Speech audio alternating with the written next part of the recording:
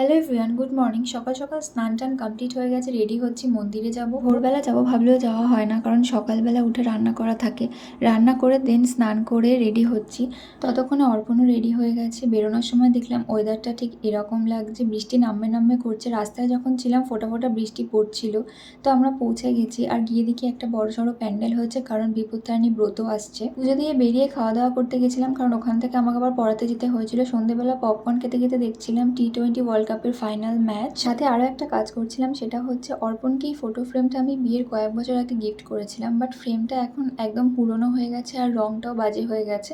তো ভাবলাম এটাকে নতুন করা যাক। যখন এটা কিনেছিলাম একদম হোয়াইট ছিল, বাট ফেড হতে হতে এটা একটা ইয়েলোইশ কালার চলে এসেছে। তো এটাকে আমি কালার দিয়ে ঠিক করার চেষ্টা করছিলাম। ফার্স্টে একটা হোয়াইট কালার করে নিয়ে তার ওপর ফুলগুলোকে অন্য কালার দিয়ে ডিজাইন করলাম। তো এই হচ্ছে এটার ফাইনাল লুক। তো এইভাবেই কাটলো আজকের দিনটা। দেখা হবে নতুন মিনি ব্লগে। বাই।